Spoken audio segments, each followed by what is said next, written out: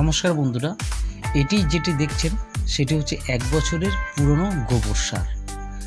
আর এই পুরনো গোবর সারে প্রচুর পরিমাণে গাছের খাদ্য থাকে, যেটাতে ফুলের কুঁড়ি এবং গাছের স্বাস্থ্য ভালো করতে সাহায্য করে। তো এই চাংগুলো যদি ভিজিয়ে রাখা যায় জলেতে, তার পরের দিন ওটাকে গুঁড়ো করে শুকিয়ে গাছের মাটি খুশিয়ে যদি দেওয়া যায়, তাহলে গাছের কিন্তু খুব উপকার হয়ে থাকে। তো আপনারা এই টিপসটাকে ব্যবহার করতে পারেন। কোনো কেমিক্যাল সার নয় বা কোনো ধরনের উল্টোপাল্টা কোনো সার নয়, একমাত্র গোবর সার।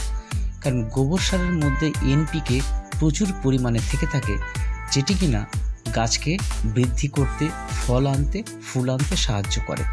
তো এই গোবর সারটিকে যদি মাটির সাথে ডিকম্পোজ করে রেখে দেওয়া যায় জল দিয়ে, তাহলে কিন্তু গাছের একটা ভালো খাবার পরিণত হয়। তো আমরা এই টিপসটাকে যদি ফলো করতে পারি, আমরা সহজেই গাছগুলোকে স্বাস্থ্যবান করে তুলব, আর মাটির উর্বরতা শক্তি সম পরিমাণে বৃদ্ধি পাবে। এবং যেটি কিনা আমরা কেমিক্যাল সারগুলো ব্যবহার করছি, সেই কেমিক্যাল সারে কিন্তু এই টবের মাটি যেহেতু সীমিত, এই মাটিতে কিন্তু তার গুণাগুণ ক্ষমতা নষ্ট হয়ে যায়।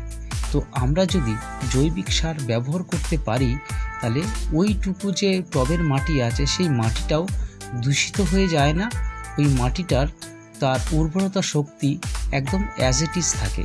তো এই রকম টিপস আপনারা ব্যবহার করুন, কারণ আমি এইভাবেই ব্যবহার করছি। আর প্রত্যেকটা গাছ আছে সুন্দর, সবল, স্বাস্থ্যবান। ভিডিওটা ভালো লাগলে লাইকস, শেয়ার অ্যান্ড কমেন্ট করতে ভুলবেন না। আর আপনি যদি আমার চ্যানেলে নতুন হয়ে থাকেন, তবে সাবস্ক্রাইব করে অল নোটিফিকেশান অন করতে ভুলবেন না বন্ধুরা। ধন্যবাদ।